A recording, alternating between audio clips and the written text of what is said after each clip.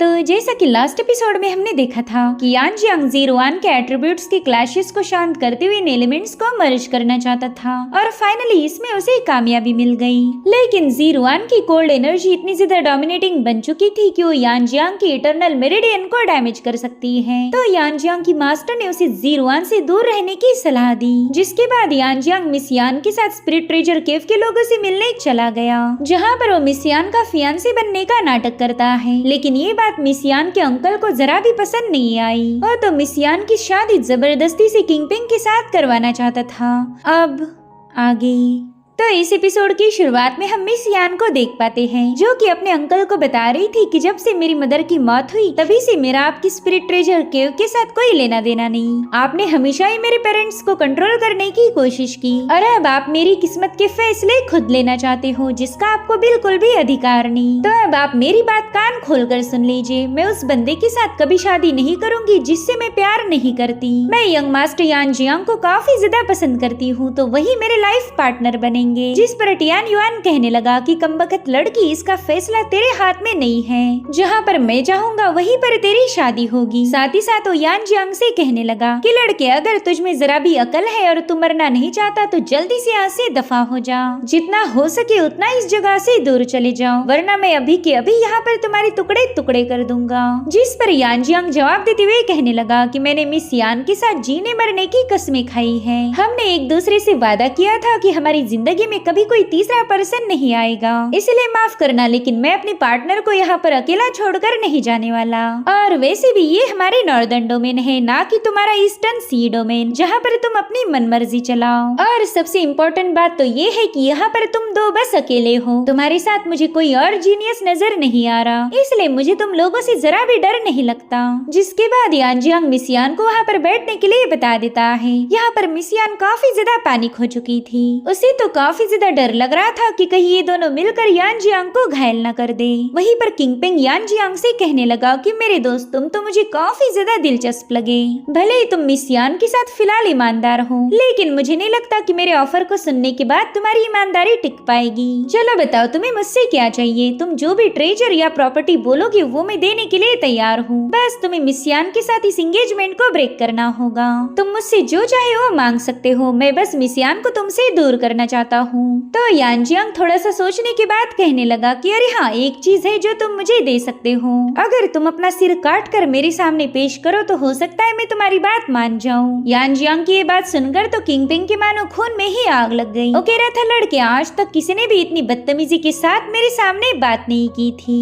मेरे ख्याल से तूने मुझे काफी ज्यादा हल्के में लिया, लेकिन मैं तो बस तेरे साथ एक सौदा करना चाहता था। और इतना कहते साथ ही उस बंदे की एनर्जी से वो पूरा पैलेस बर्फ में बदलने लगा, जो देखते साथ ही यान जियांग भी किंगपिंग पर भड़क गया। वो कह रहा था कि शायद तुम्हें सीधी बात समझ में नहीं आती, मैं तुम्हें ये बताना चाह रहा था कि मिस यान मेरी बंदी है, तो अगर किसी ने भी उसे थ्रेटन करने की कोशिश की तो मैं उस पर्सन को जिंदा नहीं छोड़ूंगा, चाहे फिर उसका फैमिली बैकग्राउंड कुछ भी क्यों ना हो, मुझे इससे कोई फर्क नहीं पड़ता। जो सुनते साथ ही किंगपिंग हंसते हुए कहने लगा कि वाह, तुम्हारी हिम्मत की तो दाद देनी चाहिए, लेकिन बड़े अफसोस की बात है कि तुम एक नंबर के बेवकूफ हो। तुम्हें तो ये भी समझ नहीं आता कि कहाँ पर हिम्मत दिखानी चाहिए और कहां से दुम दबाकर भागना चाहिए। खैर, अब तुम अगर यहाँ से जाना ही नहीं चाहते तो कोई बात नहीं, मैं तुम्हारे सामने इस यान के साथ जबरदस्ती करूंगा, बस एक बार मेरा काम पूरा हो जाए, फिर तो तुम खुद होकर भी इस यान को एक्सेप्ट नहीं करोगे। उसकी बातें सुनकर तो यान काफी ज्यादा हैरान हो गई। वो कह रही थी, किंगपिंग, मैंने तुम्हारे जैसा बेशरम बंदा आज तक नहीं देखा, तुम्हें तो इतना भी समझ नहीं आता कि एक लड़की के साथ कैसा बर्ताव करना चाहिए, यही तो असली वजह है कि मैं तुम्हारे साथ शादी नहीं करना चाहती। जिस पर किंगपिंग कह रहा था कि वैसे तो कई सारी हसीनाएं मेरे पीछे पड़ी हैं, मगर शुक्र मनाओ कि मैंने तुम्हारी जैसी मामूली लड़की में दिलचस्पी दिखाई, ये तो तुम्हारी खुशकिस्मती है जो मैं तुम्हारे साथ शादी करना चाहता, लेकिन तुमने इस बेवकूफ को यहाँ लाकर ये साबित कर दिया कि तुम किसी काम की नहीं। तुम्हें क्या लगा मुझे गुस्सा दिलाने से मैं तुम्हें छोड़ दूंगा? ना, ऐसा तो हरगिज नहीं होने वाला, उल्टा अब तुम्हें पता चलेगा कि मुझे गुस्सा दिलाने का अंजाम क्या हो सकता। और इतना कहते साथ ही किंगपिंग ने अपने कप को एक फ्रॉस्ट रॉस फ्लावर में तब्दील करते हुए सीधे यान जियांग पर हमला कर दिया। तो यान जियांग भी अपने कप को थ्रो करते हुए सीधे उस फ्लावर की धज्जियां उड़ा देता है। सो अब यहाँ का माहौल गर्म होता हुआ देखकर टियान युआन मिस यान से कहने लगा कि तुम बेवजह ही इस बंदे को यहाँ लेकर आई। मैंने तुम्हारी इस आशिक को यहाँ से भागने का मौका दिया था, लेकिन इसने मेरी बात नहीं मानी, तो अब तुम दोनों को मेरी गुस्से को झेलना पड़ेगा।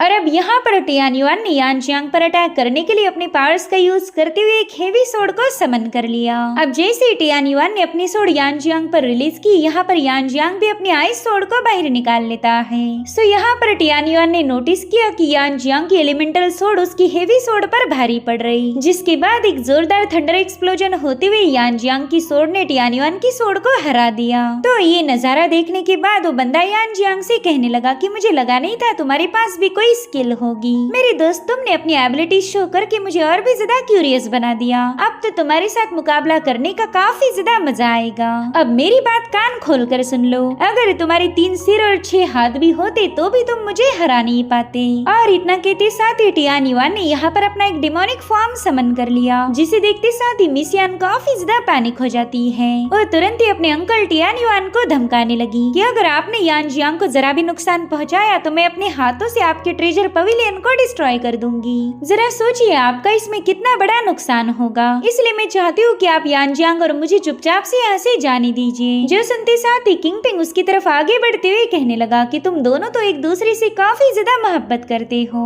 यहाँ पर यान जियांग को पता था कि ये बंदा अब मिस यान पर भी हमला करेगा, तो फटाफट से मिस यान को उठाकर वहाँ से भाग निकला। जो देखते साथ ही किंग पिंग भी गुस्से में यान जियांग के पीछे रवाना हो गया। इधर यान जियांग मिस यान को लेकर एक फॉरेस्ट में पहुंच चुका था और उसी वक्त यान जियांग की मास्टर उससे बात करने लगी। वो कह रही थी कि किंग पिंग की पावर्स को देखकर ये ऐसा महसूस हो रहा कि इस बंदे के साथ कोई गड़बड़ी है। मुझे तो ऐसा लग रहा था कि शायद उसे कोई कंट्रोल कर रहा, जिस पर यान जियांग कह रहा था कि शायद ये भी उस स्पिरिट डोमेन क्लैन की डीमंस का काम होगा। शायद उन्होंने ईस्टर्न रीजन के कल्टीवेटर्स को भी अपने वश में कर लिया। जिस पर सोड फेरी कहती कि हाँ, लेकिन इस बात को हम दावे के साथ नहीं कह सकते। तो मैं चाहती हूँ कि तुम इस किंग पिंग को जिंदा कैप्चर करो। उससे सवाल पूछने के बाद हो सकता है कि हमें और ज्यादा जानकारी मिल जाए। जिस पर यान जियांग भी अग्री हो गया, लेकिन वो कह रहा था कि सबसे पहला मुझे मिस यान को किसी सेफ जगह ले जाना होगा और उसके बाद ही मैं उन 2 नमूनों से निपट लूंगा। सब थोड़ी देर में यान जियांग मिस यान को लेकर एक सेफ जगह पहुंच गया था। वो उसे बता रहा था कि मिस यान, मेरे वापिस आने तक आप इस जगह से कहीं नहीं जाओगी। बस एक बार मैं उन दोनों से निपट लूं, फिर मैं तुरंत ही आपके पास वापिस आ जाऊंगा। यहाँ पर मिस यान को यान जियांग की काफी ज्यादा फिक्र हो रही थी, तो तुरंत ही उसका हाथ थामते हुए कहने लगी कि किंग पिंग और अंकल टियान युआन काफी ज्यादा पावरफुल है। इनफैक्ट वो दोनों भी कल्टीवेशन की मार्शल किंग लेवल पर पहुंच चुके हैं, तो मुझे नहीं लगता कि आप उन दोनों का एक साथ मुकाबला कर पाओगे।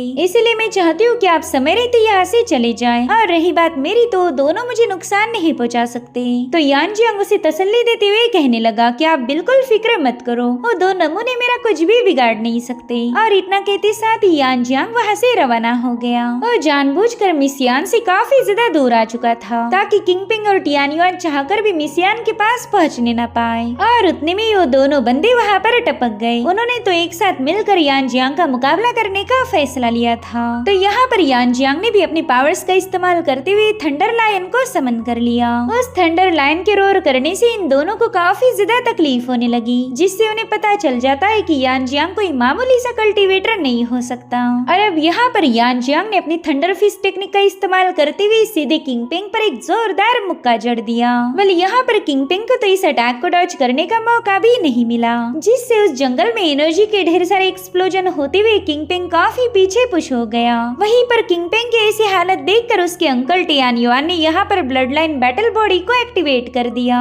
जिसके चलते वहाँ पर एक भयानक बीस्ट अपीयर होते हुए जोर जोर से चिल्लाने लगा। उसकी बॉडी से रिलीज होने वाले साउंड वेव से ये पूरा फॉरेस्ट शेक हो रहा था। और अब देखते ही देखते उस बीस्ट की सारी पावर टियान युआन की बॉडी में एंटर कर चुकी, जिसके चलते टियान युआन का फॉर्म पूरी तरह से बदल गया था। साथ ही साथ उसकी बॉडी से बहुत ही भयानक डिमोनिक एनर्जी रिलीज होने लगी। वो कह रहा था, लड़के, इस दुनिया में ऐसे बहुत ही कम लोग हैं जो मेरे इस फॉर्म को अवेकन करने के लिए मुझे मजबूर कर देते, और ये कारनामा तुमने कर दिखाया। तुमने मुझे इतना उकसाया है कि तुम्हारी वजह से मुझे बैटल बॉडी को समन करना पड़ा। अब तो मैं तुम्हारी चिथड़े चिथड़े उड़ा दूंगा। और इतना कहते साथ ही टियान युआन और किंग पिंग सीधे यान जियांग की तरफ आगे बढ़ने लगे। वहीं दूसरी तरफ यान जियांग को भी पता चल गया था कि शायद टियान युआन ने अपनी एक्सट्रीम पावर को एक्टिवेट किया है, इसी वजह से तो ये पूरा जंगल शेक हो रहा। और उतने में टियान युआन अपने डेमोनिक फॉर्म में उसके सामने अपीयर हो गया। तो अब उसका ये फॉर्म देखते साथ ही यान जियांग ने फैसला लिया कि वो अब इस बंदे को बिल्कुल भी जिंदा नहीं छोड़ेगा।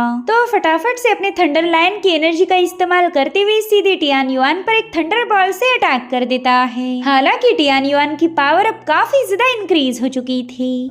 वो भी अपनी एक फिस्ट टेक्निक का इस्तेमाल करते हुए सीधे यान जियांग के अटैक को काउंटर करने लगा, जिसके चलते उन दोनों के हमलों में एक जोरदार क्लैश होकर वहां पर बहुत ही स्ट्रॉन्ग स्पिरिचुअल पावर फैलने लगी। यहाँ पर टियान युआन ने साबित कर दिया कि वो बड़ी आसानी के साथ यान जियांग पर अपना डोमिनेंस साबित कर सकता है। और उतने में यान जियांग ने thunder shadow sword art technique का इस्तेमाल करते हुए सीधे टियान युआन पर हमला कर दिया। उसका थंडर स्लैश बड़ी तेजी के साथ जाकर उसके दुश्मन पर हिट हो चुका था, लेकिन तब तक टियान युआन ने अपने वेपन को समन करते हुए उसकी मदद से यान जियांग के अटैक को रोकना शुरू कर दिया। मगर टियान युआन का स्ट्रॉन्गेस्ट वेपन भी यान जियांग के इस थंडर फ्लैश को डिस्ट्रॉय नहीं कर पाता, जिसके चलते वो बंदा बुरी तरह से घायल होकर जमीन पर घसीटते चला गया। इतना ही नहीं, यान जियांग ने तो उस पर मुसलसल थंडर स्लैशेस बरसाना शुरू कर दिए, जिससे तो टियान युआन खुद को बिल्कुल भी रिकवर नहीं कर पा रहा था। लेकिन यान जियांग उस बंदे का काम तमाम कर पाई इससे पहले ही वो देखता है कि किंग पेंग उसके पीछे आ चुका। यहाँ पर किंग पेंग ने टियान युआन को बचाने के लिए यान जियांग पर पीछे से हमले करना शुरू कर दिए। भले यान जियांग ने उसके पहले अटैक को डिस्ट्रॉय कर दिया, लेकिन अभी बंदा उसका पीछा नहीं छोड़ेगा।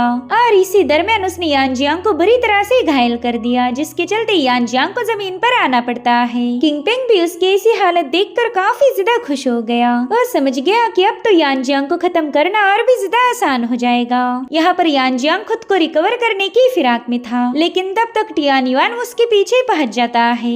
यहाँ पर वो बंदा अपनी पावर्स को एक्टिवेट करते हुए कहने लगा कि लड़के, तूने हमारी फैमिली के मैटर में इंटरफेयर नहीं करना चाहिए था, अब तो तुझे इसकी भारी कीमत चुकानी पड़ेगी। और फिर टियान युआन ने एक्सप्लोजिव फिस्ट टेक्निक का इस्तेमाल करते हुए यान जियांग पर हमला कर दिया। वहीं पर यान जियांग भी अपनी सोर्ड पावर को एक्टिवेट करने में लगा हुआ था। और फिर टियान युआन के अटैक को काउंटर करने के लिए उसने थंडर फ्लैश का इस्तेमाल किया, जिसके चलते यहाँ पर उस बंदे की फिस्ट और यान जियांग की सोर्ड में एक जोरदार क्लैश हो गया, जो कि इतना ज्यादा भयानक था कि वहाँ पर काफी स्ट्रॉन्ग एनर्जी के फ्लक्चुएशंस रिलीज होने लगे। और फिर एक जोरदार धमाका होकर वो पूरी जगह एकदम से शांत हो गई। लेकिन हम देख पाते हैं कि यहाँ पर यान जियांग टियान युआन के हमले की वजह से काफी पीछे पुश हो चुका, साथ ही साथ वो बुरी तरह से घायल हो गया था, क्योंकि ये बंदा एक मार्शल किंग लेवल का कल्टीवेटर है, तो इससे निपटना बिल्कुल भी आसान नहीं होने वाला। अगर ये अकेला होता तो यान जियांग जरूर से इसके साथ निपट लेता, मगर किंग पेंग के साथ होने की वजह से यान जियांग और भी ज्यादा कमजोर पड़ गया। अब यहाँ पर यान जियांग चैन की सांस ले पाई इससे पहले ही किंग पेंग वहाँ पर पहुंच चुका था। वो तुरंत ही अपने स्पीयर का इस्तेमाल करते हुए यान जियांग को खत्म करने के लिए आगे बढ़ने लगा, मगर यान जियांग ने समय रहते सोर्ड स्टेप एक्टिवेट कर दी, जिसके चलते वो बड़ी आसानी के साथ किंग पेंग के अटैक को डॉज कर देता है। यहाँ पर किंग पेंग तो अपना अटैक फेल होता हुआ देखकर गुस्से में बौखला गया। साथ ही साथ उसने देखा कि यान जियांग काफी तेजी के साथ वहाँ से भाग रहा है, तो उसे ये लग रहा था कि शायद उसका डोमिनेंस देखकर यान जियांग ने यहाँ से भागने की कोशिश की। मगर यहाँ पर यान जियांग का तो कुछ और ही प्लान था। वो किंग पेंग को उसके अंकल टियान युआन से दूर करना चाहता है, ताकि वो एक एक करते हुए इन दोनों का काम निपटा सके। मगर टियान युआन काफी ज्यादा चालाक था, उसने यान जियांग को वहाँ से भागते हुए देख लिया। इधर यान जियांग को जरा भी खबर नहीं थी कि टियान युआन ने ऑलरेडी उसे देख लिया है। वहीं पर टियान युआन कह रहा था, लड़के, मेरे होते हुए तू यहाँ से कहीं भी भाग नहीं सकता, आज तो तेरी मौत पक्की है। तो अब उसे अपने करीब आता हुआ देखकर यान जियांग ने भी अपनी स्पीड बढ़ा दी, लेकिन इससे कोई फायदा नहीं होता, क्योंकि टियान युआन और यान जियांग के दरमियान एक जोरदार क्लैश हो गया था। उस बंदे ने सामने आकर सीधे यान जियांग पर अटैक कर दिया। यहाँ पर इन दोनों में एक जोरदार टक्कर हो गई। यहाँ पर यान जियांग को भी फील हुआ कि उसका इस बार बहुत ही स्ट्रॉन्ग अपोनेंट से पाला पड़ा है, जिसके चलते वहाँ पर बहुत ही स्ट्रॉन्ग एनर्जी फ्लक्चुएशंस रिलीज होने लगे थे। अब इन दोनों में जीत किसकी होगी ये तो हमें अगले एपिसोड में पता चलेगा। Thank you so much for watching. Bye bye, take care.